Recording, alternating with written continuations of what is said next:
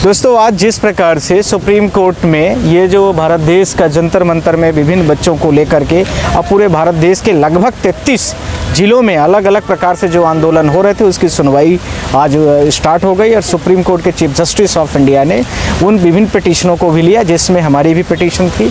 और जो हमने लेटर पिटीशन दिया था, आप लोगों को पता है, लेटर पिटीशन उसके साथ में पिटीशन को भी सबको उन्होंने कल सुनवाई के लिए रख लिया है। चीफ जस्टिस ऑफ इंडिया ने यह एक आज स्पष्ट कर दिया है कि भारत देश में न्यायिक प्रणाली है और न्यायिक व्यवस्था रहेगी।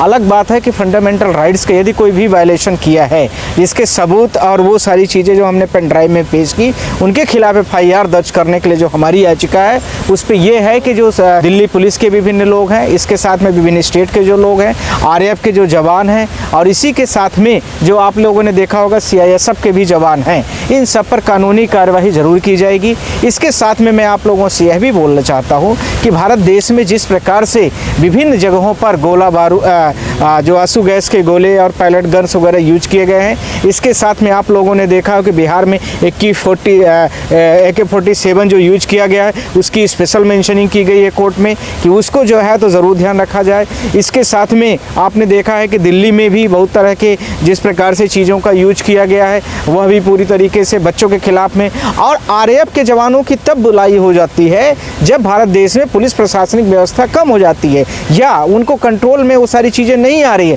या अत्यधिक बल की प्रयोग की आवश्यकता पड़ती है, तब ये सब चीज़ें होती हैं। मुझे लगता है कि honourable chief justice of India ने इन सब चीज़ों को लेते हुए और यह स्पष्ट कर दिया है कि कोई भी व्यक्ति इस प्रकार से आपराधिक प्रकरण करता है तो उनके खिलाफ में सख्त कार्रवाई की जाएगी। साथ ही साथ में आप लोगों को पता हो कि गाजियाबाद का एक लड़का जो जंतर मंतर में आए हुए थे बच्चे, उनको भी टैग किया गया, तो उस पर भी बात की गई है। और इसके खिलाफ में कल से भी सारी चीज़ें थी, हम लोगों ने भी ट्वीट करके बोला था कि यदि दिल्ली पुलिस या फिर उसके साथ में यूपी पुलिस इसमें कार्रवाई नहीं करती है तो हम लोग कल मेंशनिंग में इन सब मुद्दों को उठाएंगे। साथ ही साथ में बिहार में जो AK-47 चला रहा था उसके बारे में भी हम लोगों ने बोला हुआ था, हमने तो खासकर बोला था और रिट्वीट करके बोला था कि बिहार पुलिस इस चीज़ को ध्यान रखे, नहीं तो कल इस पर ज़रूर एक्शन होगा, और आज किया गया हम लोगों के द्वारा। अब सवाल है कि किन किन व्यक्तियों पर कितना अपराध कायमी कराई जाती है, और जिन DCP हो या कोई भी व्यक्ति कंसर्न बड़ा ऑफिसर हो, RAF का हो या फिर CISF का हो या कोई भी व्यक्ति रहा होगा, उसके खिलाफ पर सख्त कार्रवाइयों के लिए हम लोग खड़े हैं और डटे हैं, और भारत के भविष्य के साथ में कोई भी समझौता नहीं किया जाएगा, चाहे कोई भी क्यों न खड़ा हो। जी, आप लोग कुछ पूछना चाहते हैं इसके अलावा? सर, लेकिन तमाम चीज़ों के बाद गिरफ्तारी चालू है, देश भर के छात्रों को गिरफ्तार किया जा रहा है। देखिए, ये तो जो भी सरकार कह रही है वो कुछ भी नहीं होगा, उसके लिए हम लोग खड़े हैं, और सुप्रीम कोर्ट ने भी आज इस बात को क्लियर कर दिया है कि पीसफुली प्रोटेस्ट को लेकर के कहीं भी किसी भी प्रकार के लाठीचार्ज और अलाउ नहीं किए जाएंगे। आपको पता है कि 20 तारीख के पहले यदि आप दिल्ली के जंतर मंतर के प्रोटेस्ट की बात करेंगे तो वहाँ इस प्रकार की कोई भी घटना नहीं पाई गई थी, पर उसके बाद एकाएक क्यों सारे बच्चों को आमदा किया गया और बच्चों को एक्साइट किया गया, बच्चों को इस प्रकार से जिस प्रकार से उनके ऊपर ये सारी चीज़ें की गई, तो वो कहीं न कहीं पर बच्चों को उकसाने के अलावा और कुछ भी नहीं किया गया। सरकार उनकी मांगों को कहीं न कहीं पर दरकिनार कर रही थी और सोच रही थी कि मैं अपने बातों से कंट्रोल कर लूँगा, पर मुझे लगता नहीं कि वो सारी चीज़ें उनके हाथ में थी भी, और धीरे धीरे करके बच्चों का मूवमेंट इतना बड़ा हो गया कि पूरे देश में हो गया। और यदि बच्चों के साथ में जिस प्रकार से आप बता रहे हैं इस प्रकार से हुआ, तो उस न DCP को बख्शा जाएगा न उस स्टेट के DGP को बख्शा जाएगा। इस चीज़ को खुलेआम मैं बोल रहा हूँ, इस चीज़ को ध्यान रखा जाए, क्योंकि हमारी पिटीशन में सारे स्टेट उसमें पार्टी हैं और कल सारे स्टेट पूरे प्रेजेंट होंगे, चाहे कोई भी स्टेट हो। स्टेट ऑफ यूपी का चीफ सेक्रेटरी, उसका DGP, Delhi chief police commissioner, उसके साथ में चीफ सेक्रेटरी, ऐसे ही भारत देश के 30 राज्य हैं और 30 राज्यों के चीफ सेक्रेटरी और DGPओं को कल सबको तलब किया जाएगा। और मैं आप लोगों से ये बोलना चाहता हूँ कि जिस प्रकार से अभी बच्चों के साथ में बर्बरता की गई है वह कहीं से भी नहीं बर्दाश्त होगी। यदि कुछ होता है तो इन DGP स्टेट के और चीफ सेक्रेटरी ऑफ जो स्टेट के होंगे उनकी पूरी जिम्मेदारी होगी, उसके लिए वो तैयार रहें।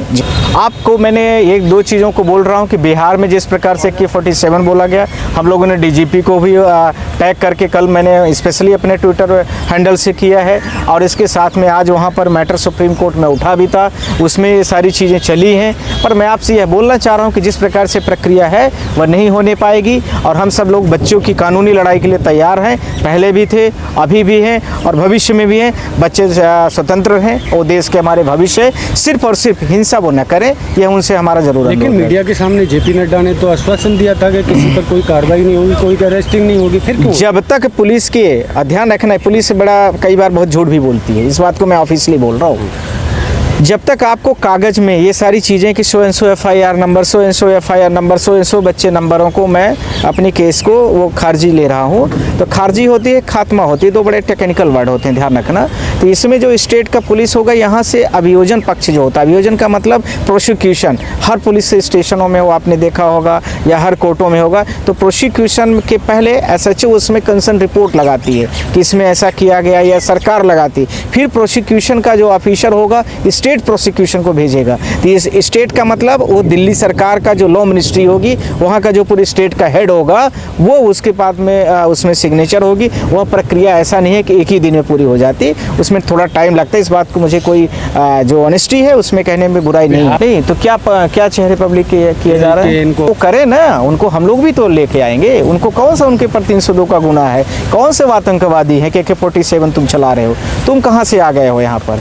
पीसफुली प्रोटेस्ट करना तो पूरे भारत देश की जनता के लिए कानूनी अधिकार है, फंडामेंटल राइट से पूरा दिया गया है। उज्जवल भुइयां जो है यहाँ पे जज हैं, उन्होंने बहुत अच्छी बात कही है कि जो है किसी को आप छात्र को जेल में नहीं रख सकते 1 महीने तक। ये इन सब का असर पड़ेगा, सुप्रीम कोर्ट का मूड जो लग रहा है। नो डाउट असर पड़ेगा। और इस समय पर भारत देश का जो स्टेट है वो अपने आप को चीफ जस्टिस ऑफ इंडिया से ऊपर समझता है, कानूनी प्रक्रिया में संविधान से ऊपर बना बैठा है, CRPC IPC को हमेशा देखा करता है और कुछ नहीं समझता है। इसलिए ये जो प्रक्रियाएं चल रही है उसका प्रमुख कारण यही है और कोई भी कारण नहीं है। अब सारे वकील भी इकट्ठा हो रहे हैं पूरे देश के। जिस प्रकार से आपने युवाओं को देखा है कि किस प्रकार से उन्होंने एक्शन लिया है, इसी प्रकार से युवाओं के साथ में हम लोग भी खड़े हैं। उनके साथ कोई अन्याय नहीं होनी चाहिए। हाँ, बस एक शर्त इनकी है कि हिंसा नहीं होनी चाहिए कहीं पर, ये ध्यान रखना। धर्मेंद्र प्रधान के इस्तीफे के बाद सर प्रहलाद जोशी को जो बनाया गया है, क्या लग रहा है इससे अब कहीं ना कहीं सरकार कहीं ना कहीं कमजोर हो गई है? जिस तरीके से संसद में भी हंगामा चल रहा है इस चीज़ को लेकर के कि देखिए, एक व्यक्ति किसी भी आरोपी को ये इस पद से हटा करके उस कुर्सी में बैठा दो,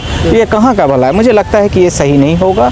और धर्मेंद्र प्रधान को इस समय पर कोई भी मंत्रालय न दिया जाए और पार्लियामेंट से बाहर किया जाए, उनको बाहर का रास्ता दिखाया जाए। और इसी प्रकार से विभिन्न और भी जो लोग हैं, यदि वो अपराधी किस्म के हैं, तो आपने देखा होगा कि जब पार्लियामेंट या MPs का जो फार्म भरा जाता है उसमें क्लॉज स्पष्ट लिखा रहता है, और उस क्लॉज के आधार पर इन्होंने अपनी गलती को खुद माना है कि धर्मेंद्र प्रधान ने कि उनसे गलतियाँ हुई हैं। इसलिए भी सब चीज़ों को मान के हम लोग यही मानेंगे कि धर्मेंद्र प्रधान जो है तो अब दोबारा कोई मंत्रालय नहीं आए उनके पास, और नेक्स्ट टाइम पर जो अगला मंत्री इस प्रकार से करप्शन करे तो उसको भी साइड का रास्ता जनता दिखाए, बच्चे दिखाएं, और आप सबके माध्यम से उनको कवरेज किया जाए और सही को सही कहा जाए, गलत को गलत कहा जाए। किसी पार्टी के यहाँ सर्वे सर्वा नहीं है, चाहे कोई भी। ध्यान रखना, यहाँ पर देश सर्वे सर्वा है और देश सबके लिए प्रमुख है।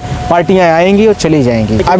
अभी बच्चों को थोड़ा रिलीफ दिला दें दो, उसके बाद अगला नंबर उन्हीं का है। अब चिंता मत करिए। E20 गडकरी से हमसे क्या लेना दे, दूसरा मंत्री बन जाएगा। E20 है कि नहीं, E20 को हटाया जाएगा। हर नोजलों में पूरा प्योर जो ऑयल होता है वो मिलना चाहिए, हर आउटलेट में मिलना चाहिए, और गाड़ियों का जो डैमेज्ड है वो कंपनसेट सरकार करेगी, और नहीं तो इसके अलावा ये सारी चीज़ें जो भी होगी कोर्ट से डायरेक्शन दिलाया जाएगा। लेकिन जो प्रहलाद जोशी बने उन पर भी, जो शिक्षा मंत्री बनने से पहले जो कॉल के थे, उन पर भी बहुत सारे आरोप लग रहे हैं, और क्योंकि उन्होंने उसमें रहते हुए बहुत सारी गड़बड़ियाँ। उसका आप लोग उठाइए, फिर उसको भी हम लोग करेंगे। हम लोग आपके साथ में हैं। ये जो कुछ लोगों के को जो है उपद्रवी बता करके जिस तरीके से पुलिस कर रही है, क्या ये भी छूटेंगे या फिर लग रहा है आपको? सबको छुड़ाया जाएगा, ये आप लोगों के सामने हमारी वारंटी है। और कल ही आप लोग देखना, कल ही इसमें कोर्ट में काफ़ी बड़े लेवल पर दलीलें रखी जाएंगी और सारे बच्चों को बचाया जाएगा।